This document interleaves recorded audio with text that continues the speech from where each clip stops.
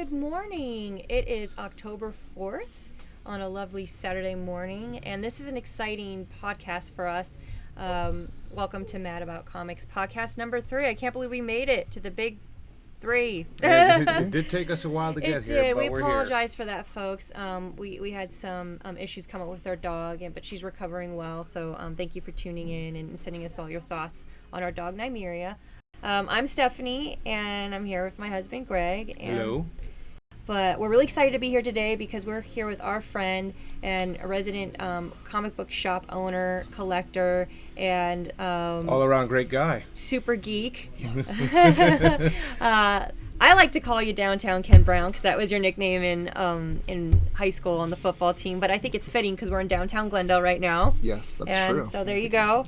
We'll definitely kick it off with Ken, if you'd like to introduce yourself, how long you've been in the comic biz, and thank you guys. Yeah, I mean, man, it's like been in comics since I was 10 years old, so it's that goes back to 1984. I know it's kind of like way before the 21st century, but what really got me into it was the cartoons as a kid. I used to love watching Spider-Man and His Amazing Friends, and I'm sure everybody loves remember Spider-Man, Firestar, and Iceman, and so great. When I went into a 7-Eleven, I used to play the video game Spy Hunter. And kind of make a long story short, I'd go over and buy the Cartoons magazine. Do you remember that at all? Yeah. Where it was the cars that had personalities before there was Cars in the movies. That's so great. And there were some comics below it.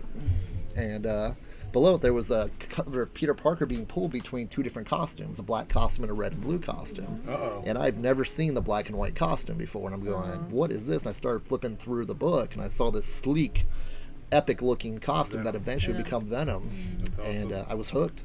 And I kept on watching the cartoon. It was never on the cartoon, and so comics were my gateway to seeing that costume and seeing like a dark, sleek, spider-looking Spider-Man, and just opened my door to a huge, infinite amount of different characters and stories in the comic book universe.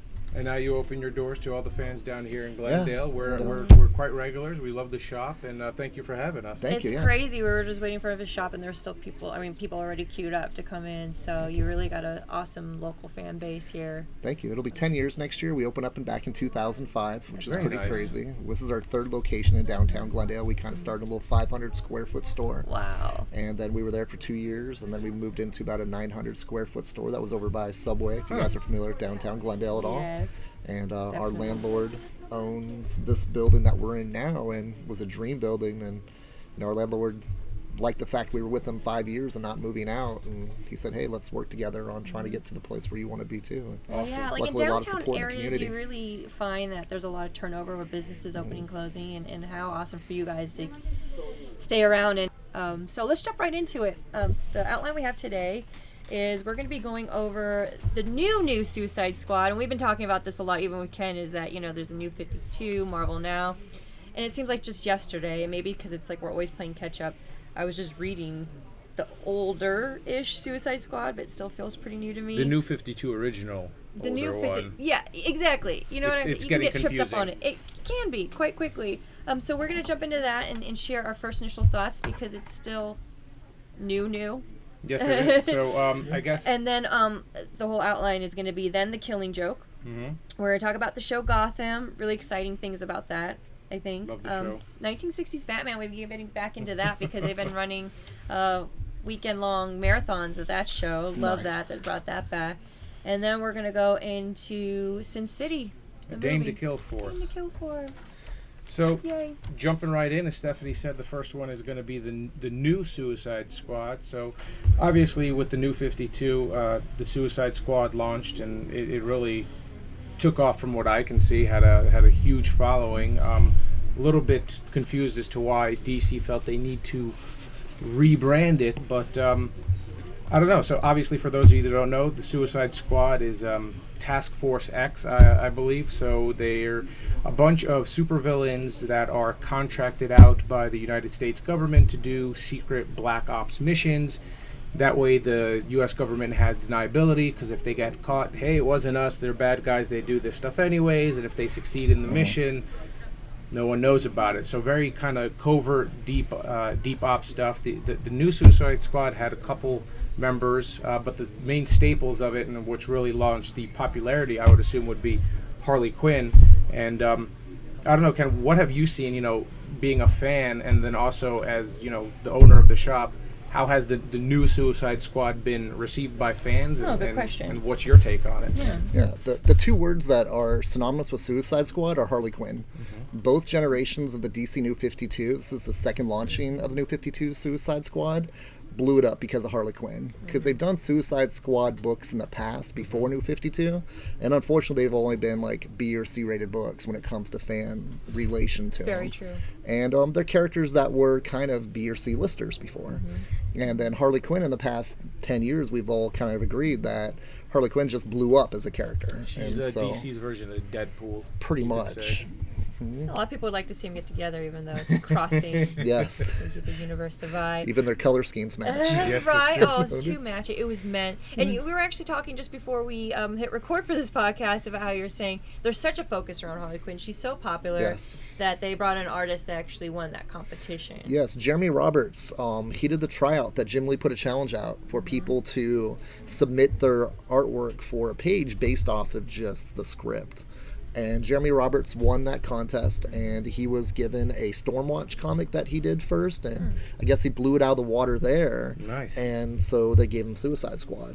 To be clear, that contest wasn't that the controversial one? Yes. Because there was more or less something with she taking a bath and Yes. playing with electricity, like it was almost like a Toasters. suicide type of thing. But this is going the funny on, thing is which that was perfect. it Suicide was Squad. obviously about it. encouraged. It was For the him. contest, and people are like, well, it's kind of insensitive because the issue of suicide. But everybody that knew the universe and everything that it was about, it was obviously not trying to open any serious wounds or anything. It was really just to be about her character and the drawing Yes. material, At the end right? of the day, it's a comic book. Yeah. Yeah. That's what people need to realize. It is a comic book, and that being said, I was just telling Ken here before we started the podcast today is that my very talented artist Sean Spate from the UK, he entered in some drawings, and I think I'll actually throw it up on our website That'd be cool in the to next see couple of those. days to see what he did, because he's super talented as well. Obviously, I'm so stoked and truly blessed to have him. So we'll kind of throw that up there and share. I just like something epiphany to me. Do you think that Jim Lee was actually doing a tryout page for Suicide Squad, and that's why he put the suicide image in there? Just a little bit thinking under the Kind of underlying subliminal type meaning. thing, maybe? Yeah, it's like Harley Quinn's a member of the Suicide Squad already, so I'm not telling you what your project is, but you're drawing this Harley Quinn page, With and her. if you win, then we can consider maybe putting you on another book, and maybe that other book You never know. was Suicide Squad, and It he makes goes, sense.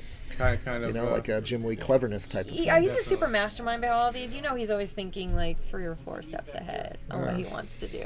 Along those lines, Greg just came in and was kind of a show and tell day today because he was just showing Ken That's the awesome. lovely Wonder Woman sketch that Jim Lee, not only is he like super professional in everything that he does because he's almost pretty much running DC right now, Yeah, main editor. he, for his 50th birthday and just to celebrate, Batman's Batman's 'cause it's 75th birthday. Yeah, his Yes. anniversary. Jim Lee went out of his way and did 50 sketches. Like within like a couple months, he was getting like carpal tunnel and hand cramps when we went to that panel in SDCC. And of course, because they're gorgeous, and even the whiteout he uses on his sketches are strategically used to make it better. Yes. That's just Jim Lee. He draws for with ya. white out. So we were scrambling around the whole Comic-Con just trying to find one of these sketches. And honestly, if you're not like standing right on top of it, because he'd be literally hiding these things in bushes and stuff all around SDCC. And Ken, you were there too. Yes. It's like, Did you see any of the videos Nuts. he was posting online of him doing it? I didn't was see. so I saw the awesome. one where he jumped out of a car, moving car. He could have got ran over, like right by where there's like the light rail outside of the convention hall in San Put Diego. in the bushes. And we're like, oh, we're there. And Greg literally dropped his bag on me and ran and darted. And of course, it was gone because there was a lot of people subscribing to his Twitter feed to find those damn sketches. And ironically enough, we didn't have to go running around everywhere because they were handing out tickets in this type of lotto. Greg You had picked the the lucky. seat. You Yes. I picked the seat. I wanted to sit there. Greg picked the right ticket. And man, everybody around us was so mad that we got the winning ticket. But Greg got a sketch. Felt And not like only Willy just Wonka. any sketch. Wonder Woman sketch, which we were talking a lot about Wonder Woman in our first podcast, and the kind of tragic casting choices in the movie because she's such a beloved We don't like comic. the Gal Gadot choice. Don't make it going off on another tangent, but maybe we should. Okay, I'm sorry, folks. We're going off a topic on the comics we wanted to talk about today, but Ken, I really gotta pick your brain about this. No problem. Can I do one more thing about the Jim Lee thing? Yes, That's please perfect do. for your podcast here. Let's segue. Yeah, well, go ahead. your podcast is a husband and wife podcast. Yes, it is. If you notice those videos, his wife was taking the video, and then he was sliding the pictures into people's bags, I under saw people's that. hotel doors. I saw one And where his so- daughter was also doing it too. Yes. They were it was all there awesome. too. And it They was were like like a his very henchmen. family-oriented event, which fits perfect with this podcast that you guys are doing. It's so which I thought great. was And you know, you and your wife, I meant to mention that earlier, you run the shop here too. Yes, So that's Susan's so great. obviously my co-partner. If she wasn't co-owner running there, the for shop sure. right now downstairs, and I don't know if you guys can hear it. I couldn't be here. You couldn't be here. The store's already hopping, you know, and it's just 30 minutes open right now. We'll have to have her jump in a future podcast for sure. Definitely. Because you Awesome. ran I'd that love to Walking have Dead her. panel. Yes, we during did that the- together, which was great. Love That's to so have her great. up It was here. super busy there Absolutely. as well. So, segueing, want to pick your brain and see what your opinions are about the Wonder Woman casting for, you know, Yes. Dawn of Batman versus Justice. Superman. Yeah, Man, I'm good, not- the bad. It's, from what I understand, like I just gotta wait for it because Okay. I'm not too familiar with the actress in the Fast and the Furious. People said she's kind of a little bit thin for being Wonder Woman, but you know how Hollywood is. Look what they did with The Rock for Hercules. I mean, The Rock's already a big guy as you. it is, and unfortunately there's no law restrictions with human growth hormones in Hollywood. So I mean, in sports and wrestling and everything else, there's these restrictions. But Hollywood is, hey, dude, you're getting paid to do a role for a fictional movie, and for whatever reason, the government doesn't get on Hollywood for using human growth hormone or body enhancement. Well, it's funny that you're actually kind of putting emphasis on the side of the amount of pressure they put on the guys for bulking up for these movies. Yes, If that's the case, and I was bringing this up to Greg, or and- anybody. In or Hollywood. anybody, it's like Linda Hamilton did an awesome job beefing up for Terminator 2. Yes. Why couldn't they like at least make it an equal opportunity where it's like, you know, don't like, you know, we don't want human growth hormones all of a sudden like being pumped into women's bodies, but why not have the same type of focus for such a beloved character like Wonder Woman? If not the casting, get someone that's just naturally a little bit more built. I thought Jessica Biel would be an awesome Oh Wonder my Woman. god. Okay, or definitely- how about Jamie Alexander from Thor? So, Yes. Lady Sif. You know, I mean, there was a great, you know, we've seen actors cross the different DC Marvel universes with Ryan Reynolds. He's gonna jump in to do Deadpool. Why couldn't they think about her to be Wonder Woman? Because she's gorgeous. Yes, I mean, so too, if it fits the role, that's all that should matter. If it fits, it But fits. it feels like that. You can't have her the way that she looked in Fast and the Furious be Wonder Woman. No. And so I don't know if it's going to happen or not, but I feel they have to do some cosmetic they'll give her some enhancement of the workout venom. plans for her. Or digital airbrushing. Yes, that's true. Digital airbrushing too. What were you gonna say? They could give her some of the venom that Yeah. Bane uses. I mean, that might be it. Oh, like the Suicide Squad. Yeah. Kind of bringing us back on track. So with the Okay, let's Suicide reel Squad, back in Suicide Squad. there was also a Future's End Suicide Squad for those of you, because the new Suicide Squad only 2 issues out, or did the third one come out The yet? third one's not out yet. The third one was the Future's End issue. Okay, so the third one's the Future's Okay. End issue. For those of you not familiar, Future's End it jumps 5 years into the future. Without giving too much of it away, they kind of destroyed Harley Quinn in my mind. I think Ken, you echoed Deadshot too Human as well. growth hormones. Deadshot as well. Black Manta trying to program his mind with Deathstroke's fighting ability just made him into more or less a Basically, Harley Quinn looked like the Hulk. savant. Yeah, Harley Quinn looked like the Hulk. Because they pumped her full of venom. So that was the Future's End Suicide Squad. I'm not the Future's End article. The issues that I've read, the Batgirl one I loved. The other one seemed pretty good. I think that they missed the mark with the Suicide Squad. I don't know what really they were thinking. If I had my choice, I'd go back to the original New 52 Suicide Squad. Which was only Yes. 2 years ago it came out? 3 years ago? 2000? Yeah, the new Suicide Squad launched in or the New 52 was 2011. 2011, okay. And then Yeah. they just felt that they needed to reinvent the wheel. But Part of it, I think, with you notice that Suicide Squad did so well with Harley Quinn. They gave Harley Quinn her own book. yep. Yeah, they And did. Deathstroke had a weak start with the New 52, But then where Arrow they came had out. Kyle Higgins did an awesome job on it. Then, unfortunately, no disrespect to Rob Liefeld, lost a lot of readership. We've been Unfortunately, over that. Yep. and but the series got canceled. I mean, Rob Michaels did a beautiful job finishing off the book for Rob, and there was unfortunately a shark jumping moment in that book, and they had to cancel Deathstroke. And bringing him into Suicide Squad first, they already had Tony Daniel planned out to relaunch Deathstroke, and so they kind of are trying to I feel, purge out all the bad feelings of Deathstroke that were left about a year and a half ago. And as you said, Arrow see that. brought back a ton of good vibes for Deathstroke Arrow for again. sure. And putting him in Suicide Squad again, giving him more or less that little springboard into his own series. And they definitely That makes hinted at sense. the Suicide Squad, and like Harley Quinn's voice made an appearance on that. But talking about jumping the shark and like trying to say bigger is better, and I got this huge sense of with Harley Quinn and then Joker's daughter, Deathstroke, and then Deadshot. It's kind of like more is not necessarily more, I feel like, for this Yes. one.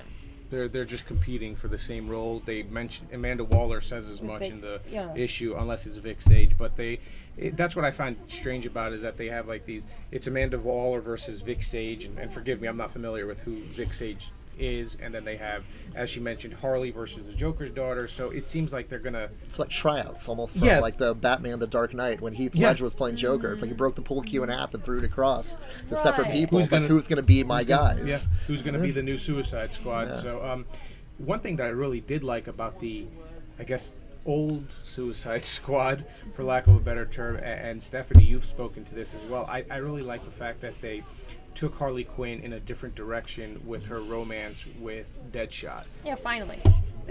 She's She's really- over the Joker, which Yeah. in most cases, like there's always going to be that affection for the Joker. It's my wonderful daughter, Michaela. The Future's End one ended up shipwrecked on island, and Joker was there. So, and she automatically fell for him.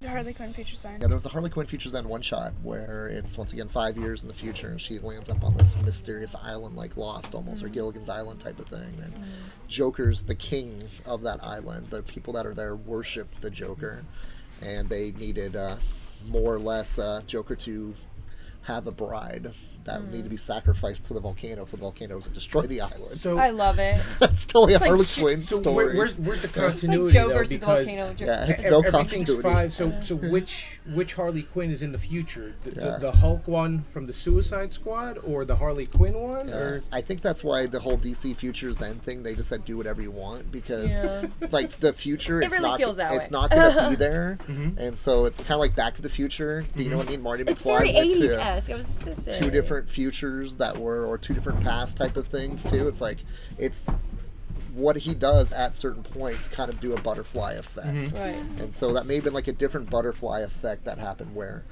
she got away from the Suicide Squad. It's like, it's unexplainable. There's no way to explain what they were doing there, I guess you could say. But Right. there were so many disjointed things that were in those Futures and one-shots. It was just like, okay, cool. Let's introduce you to the characters. Read the books if you like them. They're out every month too as well, in the 5 years back type Right. of story. I don't another know. special Didn't like it guest too much has myself, I has hate joined us, if I may. Michaela, you also help run the shop helps here run the with shop. your dad and mom. What do you think about the new Suicide Squad? Didn't really like how they bulked her up like Okay. that. It wasn't exactly. Yeah. Wasn't Harley Quinn-ish. Yeah, it wasn't Harley Quinn. It was See kind of Harley. along the lines of like bigger, more competition between each other. Somehow it's gonna be better. It was really I loved about the 2011 title, the new, not new, Like 1.0. 1.0. I don't like those point like, one. jumping in that stadium, there was like these zombie type people. I even liked all the characters. They even kind of put in this one where it was kind of like they very much kind of like Deadpool. Even in the Suicide Squad, they kind of do nods about other issues and stuff and how it's like, well, Boomerang, like what a lame character and everything. But you know what, like not every character can steal the limelight, and it's almost like they put all these characters that is just kind of like satiating like the fandom that are all those individual characters. But there's something to be said, even though they're all strong in their own right doesn't mean they necessarily all work together. You know what I mean? And even so, since they are put together, because this is what we're left reading, I didn't really see any of this witty banter or anything that made it like, oh wow, yay, I didn't even think about this. There wasn't really connections made on the writer's part. And again, it's still so new in the series. It could pick up, but I didn't really see anything like, wow, this is the kind of dialogue I would always want to see Joker's daughter and Harley Quinn have, or Yes. Deadshot and Deathstroke. It was kind of just for the sensational fandom of having all these big characters in there. You know what I mean? Yeah, Yep. it's like a team of dysfunctional villains. Yep. Which that is once- fine, yeah. which is what we subscribe for, but it's like, Where's the what are we waiting banter? for? Where's Yes. the I guess, the glue to the team. Right, and I'm a writer, so maybe I'm just like obsessed with that, but I didn't really see it really cement in yet. Yeah, the team dynamic is definitely kind of lacking it sometimes. But, you know, to your point, Ken, maybe they're using this new Suicide Squad specifically for a springboard for someone like Other Deathstroke characters, and yeah. maybe There other you go. characters and the Joker's daughter. Maybe they'll go back to, you know, they could bring back the original team and it'll get back on track, if you will. So I guess only time will tell, but I kind of wanted to see more of Harley Quinn and Deadshot. That's just me. That was pretty hot and cool what they had going on. It was kind of like a nod, because I know we're talking about both, right? Like how, I don't know, that scene was just really cool and hot. How, you know, they kind of got together in the hotel room, but it wasn't like the emphasis on their whole storyline by no means. They were still doing work and kicking ass together. And again, like to Ken's point, it was really cool to see her kind of branch off and be more and more of an independent woman, because I'm thinking the other... Yeah, she kind of got away from being identified with the Joker. They were establishing her as a standalone character with that Deadshot thing, and showed her as she's able to think for herself, if you will, as just being a regular Joker's henchman. So Right. I think that's the best thing that came out of the Suicide Squad, is I think everyone can agree Harley Quinn. But we'll see where the new one goes. But kind of moving on, let's go to the throwback issue that we do, and it's one that we've mentioned in the first two podcasts, so we figured we might as well talk about it. Yep. Someone bring our viewers up to speed on The Killing Joke. Man. Actually, Ken, you know, since you're our guest, I'll let you like kind of preface this for me. I'm rereading it right now. Like, I love it. I just looking at the visuals, because there's some things I want to touch upon. But if you want to kind of bring up the highlights Sure. to you and what sticks out to Yeah. the Killing Joke being such a key issue for people to read. Yeah, Killing Joke was a one-shot that came out, if I remember correctly, is it 1989? Late Yeah. 80s, I believe. Yeah, Yeah, absolutely right. doing? Mhm. And it was It was one of Alan. Tim Burton's favorites. Yes, Alan Moore, the creator of Watchmen. That was his one-shot Joker origin story. In one shot. And it kind of was not just a Joker origin story, but a Joker chaos story, is a better way to put it. It was kind of reintroducing us to the Joker, too. Yes. And so if you've never like really had an experience with the Joker, he more or less brought the Joker from being the kind of Just goofy. goofy clown type of thing that was always more or less The guy we that- saw not in the that scary. 1960s Batman. from the TV Cesar show. Romero Joker into like this guy is a sadistic serial killer type of villain. You know, he's more than just a Joker. He's absolutely insane about messing with Batman. And he's smart about it too. Yes. That's where he wasn't just crazy and doing stuff. He was actually meticulous, to your point. And to your point, he was like a legitimate serial killer. Where everyone thought like, oh, he's just silly, the Joker. Now he kind of showed what he's got and why he is one of the biggest villains, not only in DC but In across general. comics in general. Yeah, Do you ever watch The Following? I haven't. Have I've you? heard so many good things. All my friends are like ranting, raving, and saying I have to watch it. Kevin Bacon's like plays a detective that is going after this Right. cult serial killer. Okay. And it totally reminds me a little bit of like that's the closest thing I've seen, like not superhero-esque, of a Joker Batman relationship. Okay. Because he was the first one that busted this more or less professor that was an Edgar Allan Poe college professor. And he did a lot of his more or less serial killing based off of Edgar Allan Poe poems. And it's just That's a really totally, good it premise. feels like Joker Batman in outside the type of thing. So it's that type of dynamic that Joker and Batman have in this story is more or less what I was trying to Right. get at, is like they're the ultimate rivals of each other. Sure. And Batman's trying to cure the Joker, and Joker doesn't care about being cured by Batman. That's his play toy, and I'm gonna make you understand what I'm like. And he more or less uses Commissioner Gordon as his vehicle in this story. He more or less starts off going on vacation, and he's going on vacation to Commissioner Gordon's house. Right. And he's got his Morris 2 henchmen, and he's in his Hawaiian shirt I love and his it. beachcombers and his flip-flops, his little, beach hat, and, knock, knock, who's there? Barbara answers the door because Barbara was visiting her dad, Commissioner Gordon. And she opens the door, and whoever opens the door is getting fired upon. Yep. And he was hoping it was Commissioner Gordon, but it was Barbara, and that totally changed the character of Barbara Gordon for the next 20 years before New 52 started because of the story. I mean, this story has so many things happening on there. So many things, and it really affects the storylines of so many key characters and their own issues. Man, it was a dark, dark, dark Batman story. Go ahead. That was the reason she became Oracle. Yes, that's Yes. exactly Exactly right. right. That was kind of marked the end of Batgirl and the birth of Oracle, who was just kind of, Batman always had his computer. Now it was a person computer, I guess. I guess the way I would liken it to just Eye in the kind of Sky. Eye in the Sky, and also Jarvis from the Iron Man movies. Was Oh, kind of yes, the yes.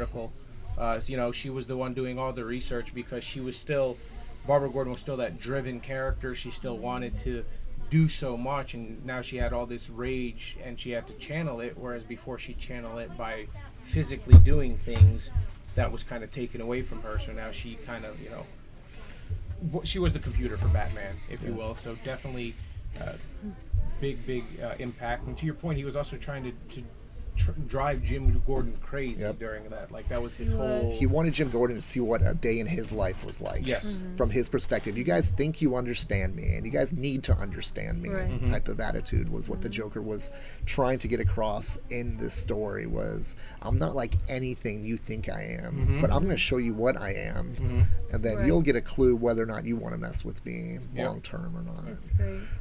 He almost broke Jim Gordon, Oh, too. totally. The whole thing of taking him through the circus or the fun amusement ride. park, Like the fun Tunnel of ride. Love or something. He took pictures of things that he shouldn't have took pictures of. I don't want to spoil the whole story, and That's more or fine. less, it was just trying to drive Commissioner Gordon crazy. He almost Right. succeeded, too. Yeah.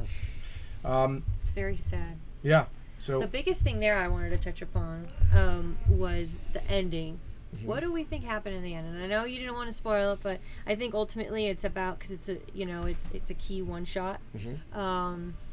There's a lot of hypotheticals. it's very Yes. open-ended. It's very open ended. I had my thoughts on one end. Greg had his thoughts. Did you want to kind of jump in and say what you thought kind of happened in the end, where they had this kind of moment of this joke that the Joker was sharing with Batman? It was Yeah. kind of a funny joke too when you think about it. But yeah, basically, Joker tells Batman a joke, and in kind of really in something that surprised everyone, Batman actually laughed at it. Set the tone too, like the dark rain, and Yeah, do you know what it was just like a The gloomy, lights. like very gloomy scene. Just these two characters. Originally, they were just kind of outlined, and then as Batman was laughing, he did something, and this is really where it comes in. What did he do? Did he punch him? Did he do something else? Because kind of after that, I believe that it just ended with raindrops in a puddle and no laughter anymore. and no laughter anymore. So, kind of want to get your take. What do you think happened? I mean, we can spoil it. That's kind of why we Yes. go into these old ones. It's 1988 or 89, like you mentioned. You've had enough time to read the. And it's the not even so joke. much what happened or didn't happen at the end. It really is the journey and how we get there for the. Yes. Well, the book was a one shot, Yeah. and it was Alan Moore's Batman Joker story. So if you kind of want to just, you can look at it two ways. It does take place in continuity, which they did make it in continuity, but I don't think Alan Moore designed it to be in continuity at first. And so it was before Elseworlds. Like Batman the Dark Knight was really the first DC Elseworld, I would say. And that came out a couple years before that. And this was another prestige format, but it was a one-shot rather than a four-issue series. So the title, The Killing Joke, it could have been, this is the joke that got the Joker killed. I've never even That's thought what about that's that. what a lot of Yes. people say. That is actually I've heard Killing that. joke. Never. Because like never that, really- he got away with so much stuff up to this point, and this was too far. And Batman realized, this was It's his too killing joke. It makes so much sense though, because one shots are supposed to stand alone, and when Alan Moore did it, that was probably his intention. This is don't consider this with the rest of the stuff. This is just my kind of own little world. But what happened to it is it has now since morphed into being widely accepted As in a major part of continuity. Exactly. So maybe the other part of it, where people, it's like, oh, he didn't kill him. He just hit him and something like that. Maybe that's why it comes through to kind of make sense of the continuity, because one of the biggest characters that affected going forward obviously, as we mentioned, was Batgirl, Barbara Gordon, and they make so many references to the Killing Joke in the New 52. It's part of continuity for sure. Yeah. Yeah. And So, what I personally feel, and this may be way off the deep end because it's a completely different angle I'm taking on it, is that the whole issue taking us through, which is one of the best backstories, well, I think if the only deep backstory we have on the Joker and his past with his wife, and it's just, he hinges so much on the fact that you had a bad day, and one bad day could turn everything around and change your life, and ultimately the life that you choose. And it was a really bad day for Gordon, Commissioner Gordon. So Gordon family. yeah, and the Gordon family. I mean, and then we talked about it at length because I love Gail Simone's Batgirl and all that, and how she came back and kicked ass and everything. But with Batman, it wasn't really a huge emphasis on Batman and his sanity. I think the overlying theme of the whole issue, or the one shot, was sanity and how you could lose it. So the fact of the matter is that I feel like they've spent several panels and last couple pages of them, I feel like, had a true connection, and Batman actually laughing quite insanely almost at the Joker's joke. I felt like it wasn't like him killing the Joker at the end of that or whatever. I almost felt like it was like kind of a standstill stalemate, and this was almost like kind of a telling sign that Batman has to be a little insane to keep this cat and mouse game going for so long with the Joker, if you know what I mean. Because I don't think he would have killed him by just showing the raindrops falling and then that was like the sign. I think it was just kind of like for no good reason at all. There's sometimes that the Batman just lets the Joker get away with what he gets away with. kind of like the old Batman Christmas song. The Joker, Right. Batmobile lost a wheel and the Joker got Got away. away. The Joker got away, and Yes. you know what? And I feel like that is even just a little bit scarier than anyone really dying in the issue, because it's really the kind of ongoing chaotic relationship that these two guys have. Yes. And we keep coming back and reading more about it. It'll just never end, more or less, maybe. It'll never end. And I never seen the Batman laugh like that at one of Joker's jokes. So, and the writer's never going to tell us what his true intentions were, but No, for sure. I mean, this it's thing just- about the it whole makes it him, so epic. like, that seems within the past, 2 to 3 years of people talking about at the end. Well, anybody ever think about the end of that Batman may have killed the Joker? And I never heard those, maybe because the internet, was blown up, because this Right. came out back, 1989, and Right. it was just letters pages back then. But, people analyzed it and blogging, kind of like, hey, this kind of occurred to me. Do you think Batman killed the Joker at the end of that story? And I never heard that until, the past 2 to 3 years. Of Yeah, going, it- And it's a maybe good that's why I point. thought it was always out there, because it's on the web. It seems like it's been there forever. But that was the most popular thing I've been reading, because I just read The Killing Joke in the last couple of years. So totally see that. But again, my only point is that maybe it was just the killing of Batman's sanity there. That's true. You need a little bit of that, though, because they always reference that, and even the newer big crossover they had, the death.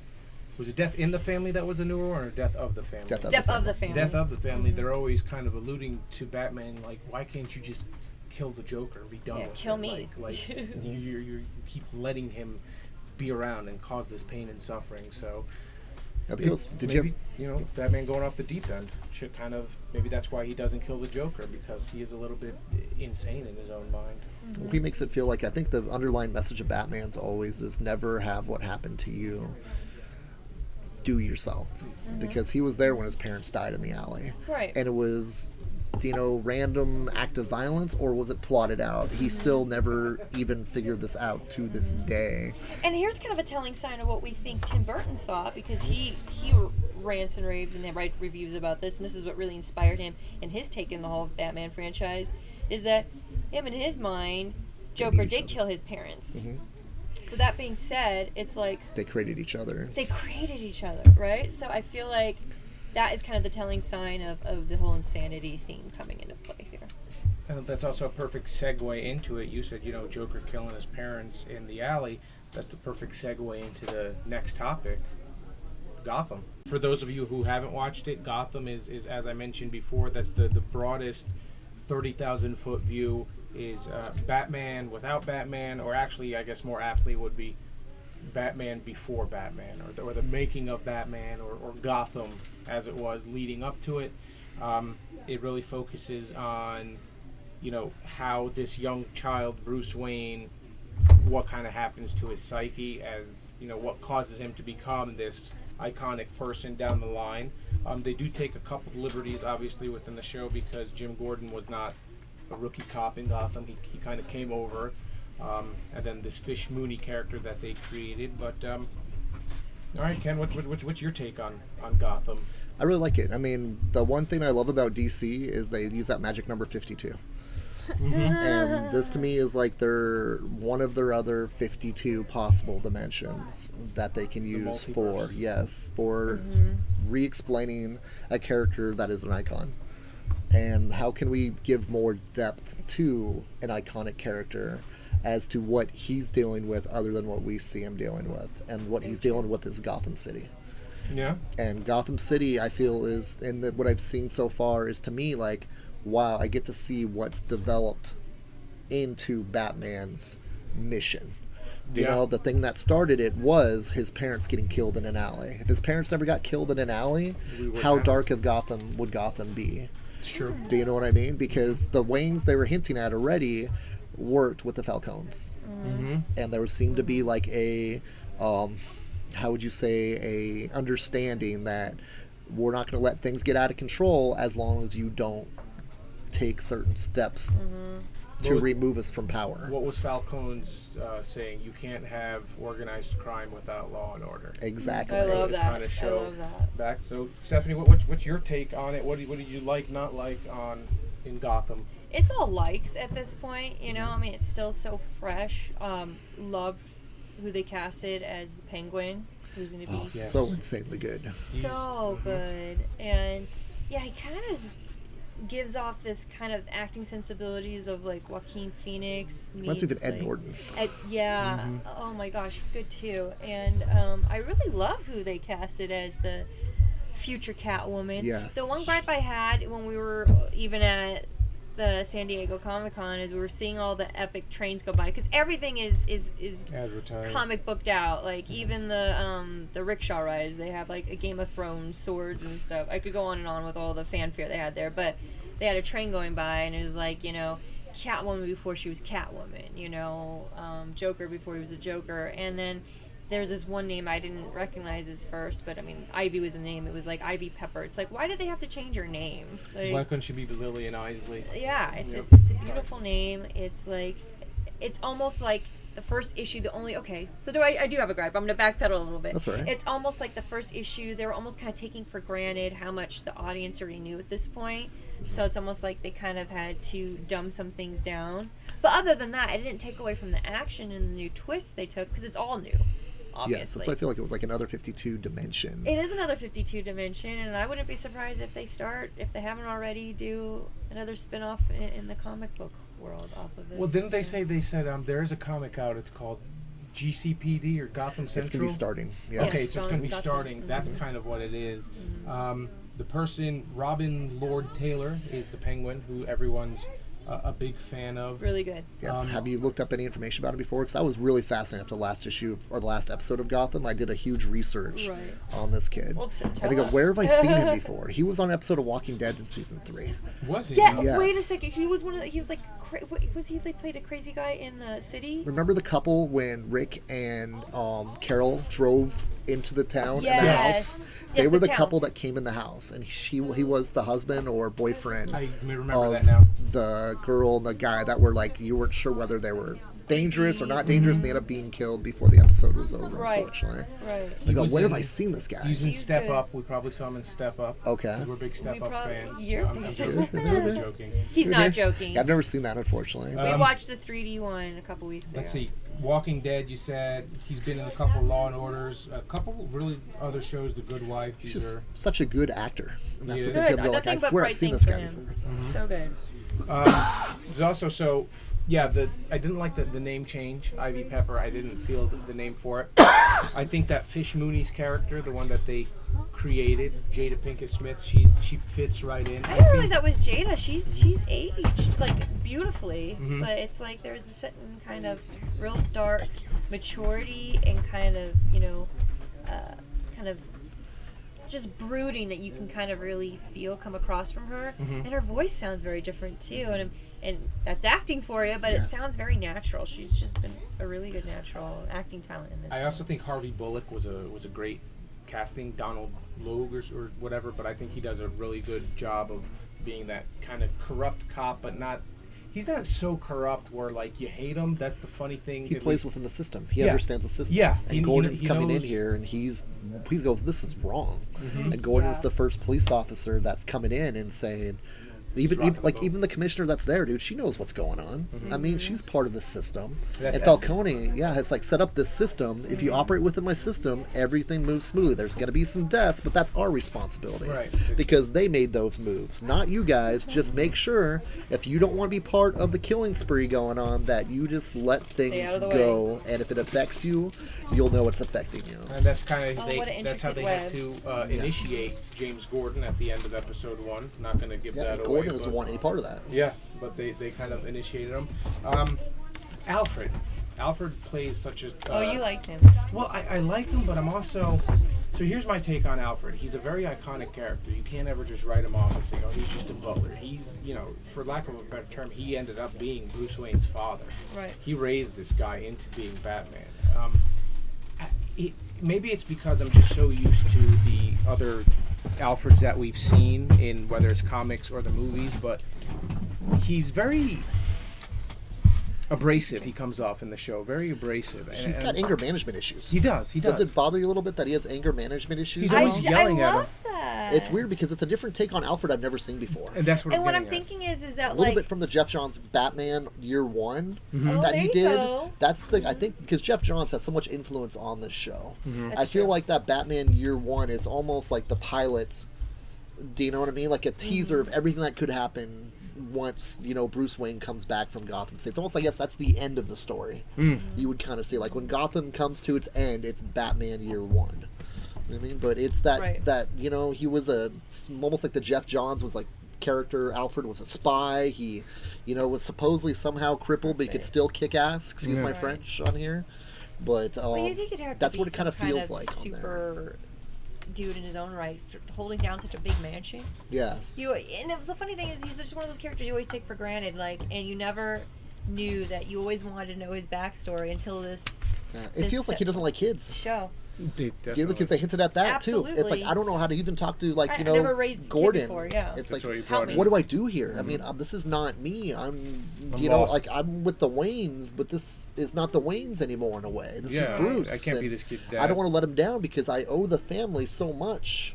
And it's like he's frustrated really early in what's happened here. You Do know, the what more I and mean? more you brought him up, like in talking about it just now, I'm really interested to see where he goes because it's a completely fresh, kind of out of left field, like developing his character. I'm really excited to see where it's going to go. But you like Yes. it then. I love it because it's like, I don't want to say he was one-dimensional before, but he was just kind of like that voice Whatever of you need, reason. Bruce. Mhm.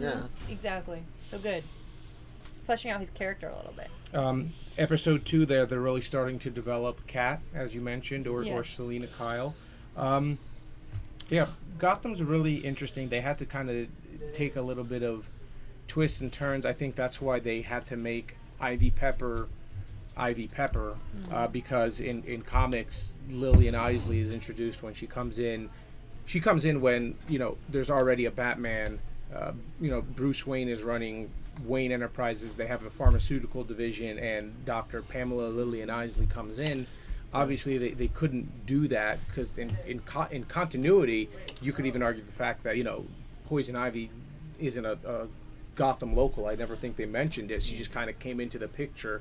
So I think that's why they had to change the whole name. I'm not a big fan of that name, obviously. It seems a little kitschy, Fish Mooney, Ivy Potts. But I think they Yeah. also want to take a little bit of a nod to the older... I think we're going to see a lot of things happen before the season's over. Do you see a lot of like little bait being thrown out there during each episode? Maybe I'm just reading so eggs. much into things, but like the whole Fish Mooney thing, what do penguins eat? Fish. Yes. That's true. And the whole thing too, the comedian on the stage trying to tell the bad jokes. They've said that's not Joker. Okay, I've cool. read that, and That's what one we of the were show's looking at. creators was pretty much adamant in saying 'Cause that's it- not the Joker. But I understand where you're coming from, but that's also a change to me because if there's one bad thing to be said about the show, they're not exactly subtle. the pilot episode, they were hitting you over the head. Like, With why are you references. talking in riddles, Nigma? Oh, you're a That was Riddler. the part I was thinking about. Yeah. Hey, Penguin, you look like a penguin. Like, they didn't trust their audience, and they were just hitting you over the head. Like, this is Edward Nigma. This is the Riddler. This is the Penguin. This is so. And they got hung up on the names rather than telling the story. But not to say that the stories aren't already getting interesting, because they are. Yes. I think I like it. I've seen reviews where people don't like it. I've seen reviews where people love it, and then the majority of the reviews I've seen are people are like, it has promise, but they have to do something. I think How's the main non-comic audience receiving it? Have you read anything on that? Because that's the thing that's going to keep it going for us as fans of it is ratings. And Fox has got to see those 10.0s or 9.0 ratings to keep the show going. That's why they made it a cop drama, because cop dramas typically tend to do pretty well. Okay, because I don't want to see Fox just dump this after a season like they dumped so many other shows, i.e. Firefly. Well, you look at Agents of S.H.I.E.L.D., they actually got up to a very slow start, and I think comparatively this one's actually doing a lot stronger. Okay, cool. I never got behind Agents of S.H.I.E.L.D. I'm going to have to give that another try, but I tried like the first 2 to 3 episodes, and it just didn't click for me. What I liked about the marketing about this, it was actually quite smart, is that they really hinged upon, there's recognizable faces that you've been growing up reading about in the comics, and they're part of this too. Where Agents of S.H.I.E.L.D., it's like, who are these agents? Do I really Nick Fury, other than that, it's who doesn't love Nick Fury, but even then. What's with this beauty of the Gotham is, too, we all know Batman's story. I mean, we know very little about Penguin's story. We know very little about Riddler's story. We know very little about, obviously Joker's story's been told over and over and over again, and every time people love it, it seems like. But as I said too, Gotham is that mysterious thing that we've never really learned much about, and I think that part of this is Scott Snyder's success with Court of Owls. Court of Owls was what gave life to Gotham. I could see a Court of Owls coming into the. It makes sense. You would see it all the. I wonder if they're going to kind of dedicate the shows into developing the characters. Obviously, they have really started to develop the Penguin's character, whereas in the first episode, he was just getting kind of trampled on, but you did see that little... This guy is a little sick when they were like, hey, do you want to beat this guy with a bat? And he just he was having so much fun with it. But then you saw him kind of getting bullied and picked on, and it really kind of comes all to a head. So I wonder if that's kind of what they're going to do. They're going to take time and develop each character. They're going to develop, where does Nigma go wrong and become a criminal? Yes. And things like that. So it's an interesting show. I like it. I happen to disagree with the majority of the reviews. I love the show. I do think they were a bit heavy-handed, so that's why, while I would love to see what you're talking about, the Easter eggs, I just don't see the show as being that subtle yet. Okay. Because I see them as being... They're very straightforward Easter eggs, yeah, it feels like. Yeah, that's what it seems like. And like I said, the show's creators basically went on record saying that guy is not the Joker. Well, who do you think that guy's going to be? Because he's obviously going to become a pretty major character, I believe, because they just beat the crap out of him in this last episode. It could be to send a message to killing Fish. joke, that's how he tried to, before being Joker, tell jokes. Yeah, it could be misdirection. Of course, people haven't figured out, so the show's creator is not going to be like, oh, here's no. everything straightforward for right. him. But I mean, all I'm saying is that he went on record saying it's not him. That doesn't mean it's not going to be him. Yeah. But no. He has to be there. Obviously, if they're mentioning... I would love to see little things, too. Like, there's so much they could do with this. Like the Todds, for instance. Jason Todd's father was a criminal in the Mafia. They could introduce stuff like that. And there's the Flying Graysons at the circus.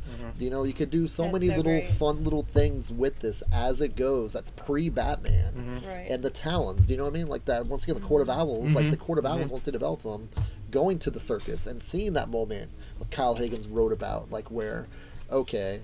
we need, but I guess Batman was already there, so you can't really do that. But they would always get the Talons from things that were relevant, and they did get people from the circus before. Yeah, and they have this carte blanche to do that with a vehicle like Gotham because, they get to show.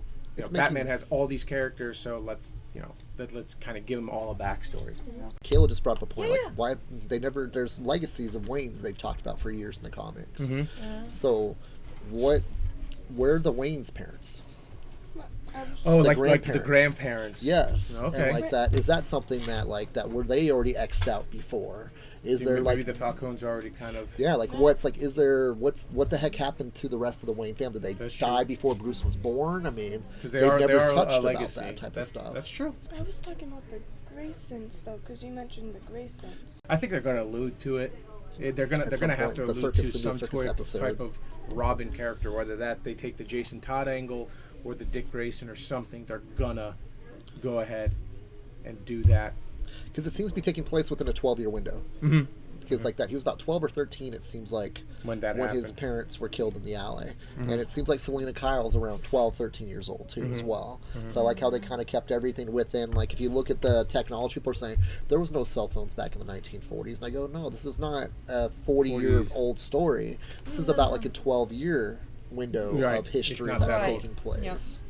Yes, I want to jump into something that you and I have been getting back into recently, Greg, is the 1960s Batman television show. And they actually made an appearance over the summer at the Phoenix Comic Con. Adam I went West to. and Burt Ward, yes. Yeah. I think Julie Newmar came in last minute, didn't she? Make an appearance? She was there. Yeah, She was and there. she signed it because there were a lot of people getting some epic variant covers done. Catwoman sketches Yep, and things like that. Catwoman. It's been on TV. What I loved about it is just all the fanfare with all the villains. There's actually a lot of villains I wish would make reappearances, like in new comics and shows. The names are zany. Like the fight scenes are epic with all the pow, and just all the holy graham crackers, holy nose Lola nuggets, lasagna. or all the holies that Robin says Yes. is just perfect. It's a very different take on Batman, especially as we've come to know because of the Dark Knight series, how Batman's a very serious character. Gotham's a very serious place, and this kind of makes light of it. I don't know if it was kind of, because the 60s was like that, but, from the fight scenes to the characters with the wacky names to the campy dialogue, but it is... I mean, Ken, what's your take on it? Well, it's like the 1960s. I mean, they're coming out of the whole comics code being Yes. established era. Okay. It was very And much so. because the whole EC era and the whole era of, crime does not pay, and all the comics that were not superhero books, but were books that were still considered comic books. And the whole thing, too, about they were even the psychologist. I can't remember the psychologist's name, but he wrote a book called Seduction of the Wortham. Innocent. Yeah, Wortham. And Seduction of the Innocent was his take, saying that comics are corrupting kids. Yep. They're making bad That's decisions. right. They're hating themselves. Like They're video games today. being more violent. Yes, video games are the new, more or less. So ridiculous. It's like the thing that's being crucified in the media. Do So you know that's what I why mean? they took such a light take on it. Yeah, like there were even things saying like that. Well, why is Robin, Alfred, and Batman?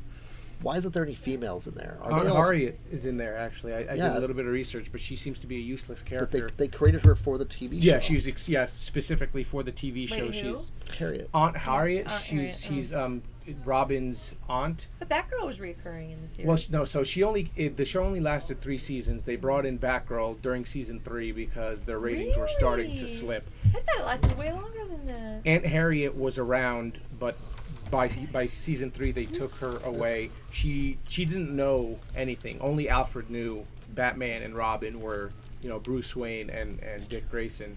Aunt Harriet, again, there's no reason to her character. She was just there. That just seemed kind of random, huh? It just, I always liked how there was always a lesson in it, because even we were watching it and there was something like Robin said something like, well, why can't we just do this, Batman, because that guy's creating a crime. And Adam West in his very Adam West word, well, Robin, the tenets of this country were built on the freedom of speech, and our founding fathers. and our founding fathers would not agree with this, so that's why we can't just go up there and arrest this man. So much exposition before Yes. they do anything. And it's then, like, golly gee, Batman, They were you're trying to make right, I the never thought characters about it. ethical. Yeah. I mean, it's like that. They're teaching lessons. They're lesson teachers. And it was funny. It was supposed to be, I think it was supposed to be a comedy, too, as much as that maybe... Looking at it with 2014 eyes, it's certainly Yes. a comedy. But at that time, it'd be interesting, like, was it supposed to be just like an hour-long drama during prime time? Or that was just the way things were back then? what I Because love is that Adam's West voice and demeanor really hasn't changed in like 40, 50 years. Yes. Hearing him on the Family Guy as the mayor, yeah, it's just so Same character. weird. It's cool though. timeless and campy, which is awesome. Jim Gordon was useless in the show. I Yes. realized that. He was always absolutely Batman. Just keep being informed, Batman. And he would always, he'd give Batman a really, really, really long leash. And he'd have the bat phone and keep being informed. And he'd have videos of Batman, and he'd show it to his officer, saying this is how proper crime fighting techniques. It sounds like Batman was the unofficial commissioner. He was, Right. but there was a Kinda lot was. of God, what was it? There was a lot of, I don't know if they did this on purpose, but looking at it now, I was seeing like a lot of stuff in the show where I'm like, are you referencing this or what exactly is going on? Because there was one where Batman was talking to, I think it was Batgirl, who didn't know Batgirl was, and Batgirl was, this older woman or something like that. And Adam West was like, that's very fine police work. Maybe you can come over and share some share crime notes. fighting techniques with me. And I'm looking at it, I'm like, is that just real? That's what I wanted to segue He was so into. naive, Is that I it felt like actually it the same way, really, too.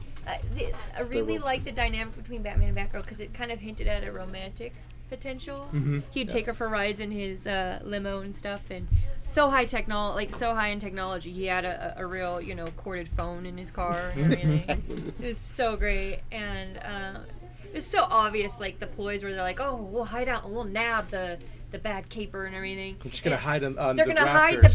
They're gonna hide their big Batmobile in the middle of the street under a tarp. And somehow the bad guy wouldn't know. But that's what's so great about this show. I used to love the cliffhangers. Oh, they were half-hour shows. That's right. They were only half-hour good. shows. And it was one of those shows that really utilized one of those to be continued things. Yes, it was totally So comic book-like. it's I mean, so every, comic book. will Robin survive? Is Batman going to get his ears pierced? Same You know what I'm saying? Bad channel, channel. same bad time. Yeah, Exactly. same Like, some of channel. the random things. It was so great. It was so much fun. Interesting. Some of the best things about that series was all the just kooky dynamic. What was one of our favorite episodes was they were doing a painting competition. Whoever won the Oh, my painting competition would goodness. have it exhibited in this art show. And the Joker won because this avant-garde art reviewer was like, "Oh, it's pain and agony and he left the canvas blank." And Joker was played by this really said awesome his name actor, before. What was Caesar it? Romero. Cesar Romero, yeah.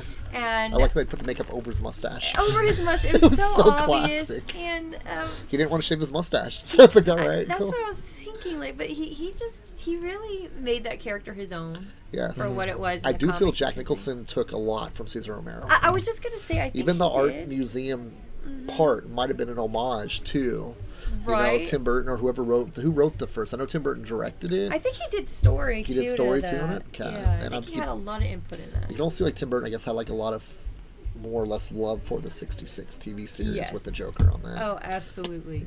Another villain I'd love to see come back, whether it's in the 66 version or just anything really. I want to see King Tut Yes. come back. I thought he was They've hilarious. done it. Okay.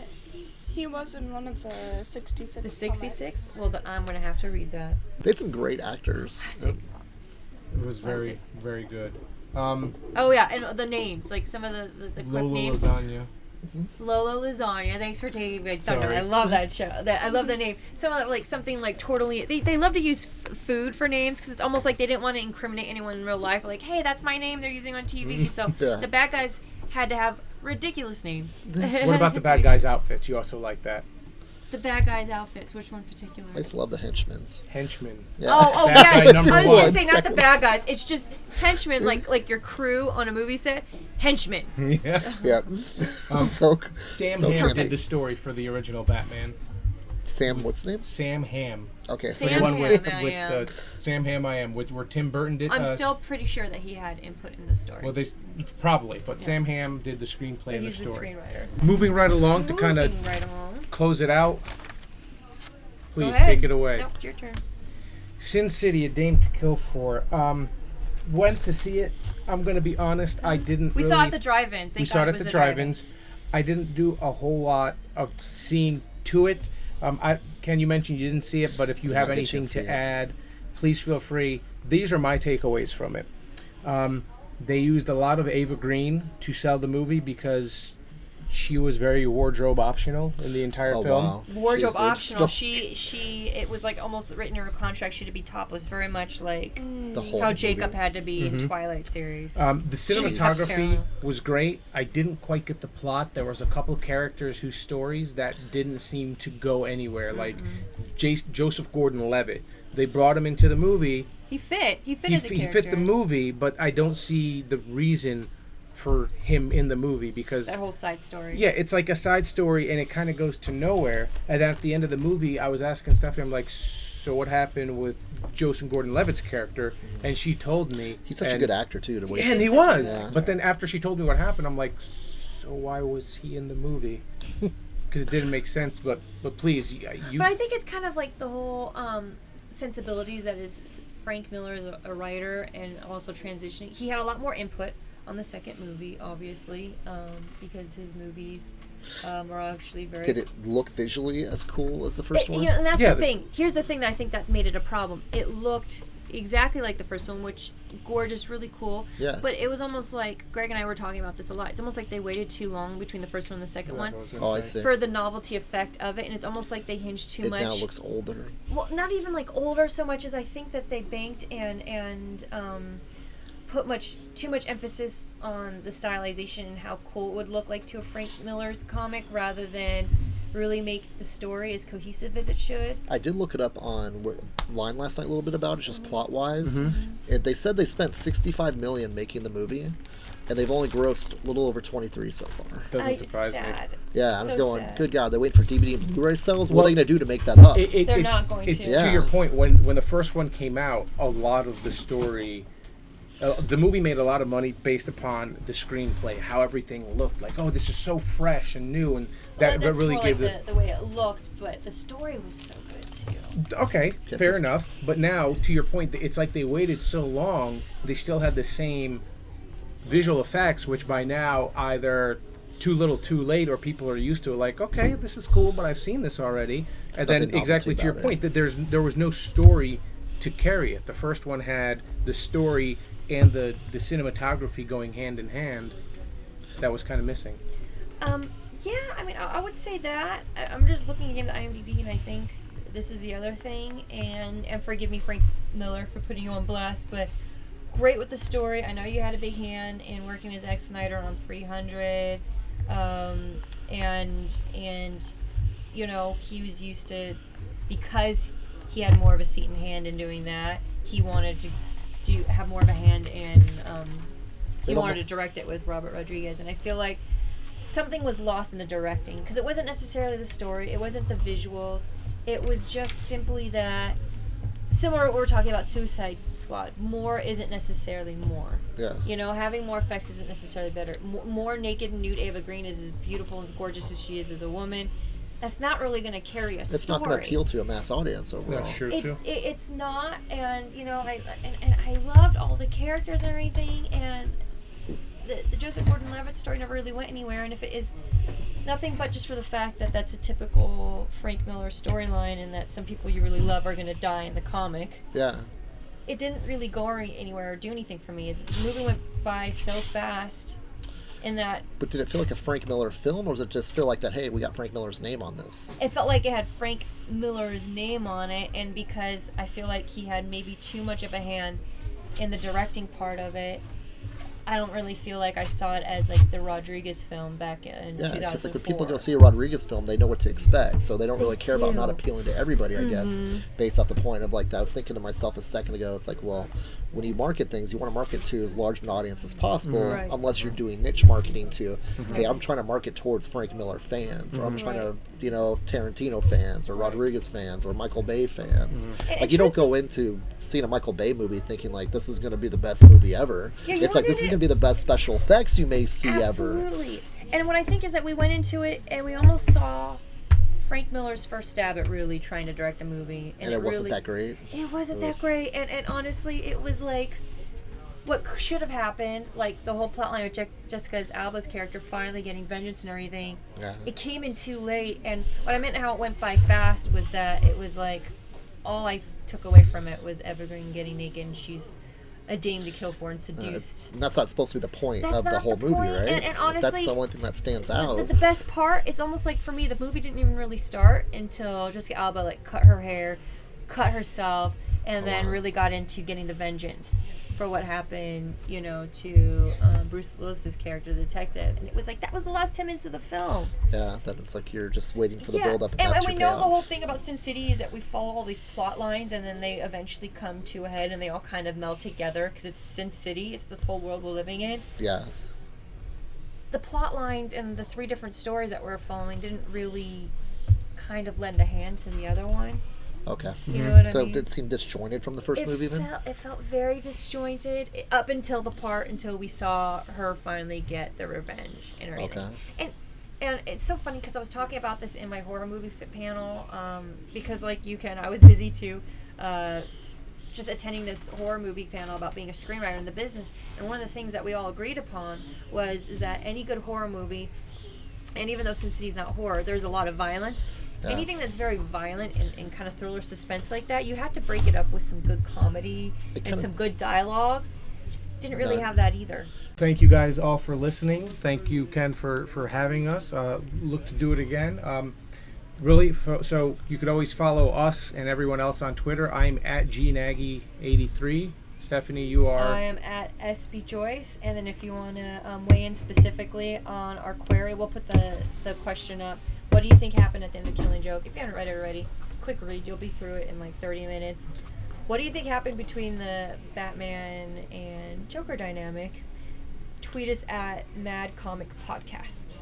And Ken, where were you guys at? Yeah, where are you guys at? We're in downtown Glendale at Okay. 5801 West Glendale Avenue. You Okay. can find us on Facebook, on Twitter, on What's your Twitter Instagram. handle? Drawn to Comics. At all Drawn spelled 2 out. Comics. Drawn to Comics? Spelled out, not the number 2. Yes. Drawn 2 Comics. Yep, Very all- great show. All 4 ways. Instagram, Twitter, Facebook, drawntocomics.com. Socially And present. yes, come down in the store, give us a hi, and we'd like to talk comics with you guys. Definitely come in, guys. It's a great shop. Thank you for having us. Tune in next time. and we'll- Same Mad place, same Mad channel. And feel free to tweet us what you want us to talk about while you're answering that Killing Joke query. If you want to have any special requests for topics for next time. Yeah, we absolutely listened to your feedback, guys. We know we had too much of like that Mad Men type jingle our last podcast, so we took that out. We know you like the visuals. We'll try to keep on that. It's a lot of editing. It's a lot of work for the visuals. We'll try our best. And then lastly, Ken, you guys have any kind of specials coming up Any for the events? month of October? or October's a anything like huge that? month for comics. Yes, Halloween Comic Fest is October 25th. Okay. And it's Halloween, but so we always do a 31% off sale during love that. Halloween. And so on October 25th, we'll be doing 31% off everything in the store. And also we have Brightest Saturday coming up around Thanksgiving, which is what we do every year. It'll be our 5th year doing it, where it is part of Glendale Glitters. If you guys are familiar with Glendale Glitters, we do an art festival of local artists that we try to bring down to promote their artwork and stuff that's new that we've not seen in the community before. That is so great. And Awesome. So that'll be a And lot to of fun. speak about how how involved Drawn to Comics is and everything. They helped us promote my comic that I wrote with the fabulous, very talented artist Sean Spade from UK. Our comic's actually finally coming out to the worldwide audience out there because we're being released on Comixology. Nice. So yeah, we actually have a really cool color variant cover, and with all the advice that I took from readers, Ken weighed in. Can we have you guys at Brightest Saturday? Would you like to be there? Oh, we would love to be there. Let's Oh go my gosh, through thank you so much. But we're super stoked because our first issue #1 of Dead Last is coming in, and it's just part of the whole world that we're building with the Dead Last universe because it's going to soon be a feature film. So That'd be awesome. we're so excited. Just in time for Halloween. Zombies involved. Nothing but good Halloween-y, spooktacular stuff. Mm-hmm. So we're really excited to just keep doing what we do. Same with the Halloween Comic Fest. If you'd love to be at the Comic Fest, we'd love to have you at the Comic Fest too. There we No, go. dude, we're there. And if you guys Cool. need any back issues or need to get a copy of The Killing Joke, sure Ken's got them over here at Drawn 2 Comics. So again, Drawn Great 2 selection. Comics, Mad Comic Podcast over down here in Glendale. Thanks for listening, and we'll see you guys next time. Until next time, guys. Bye. Thank you.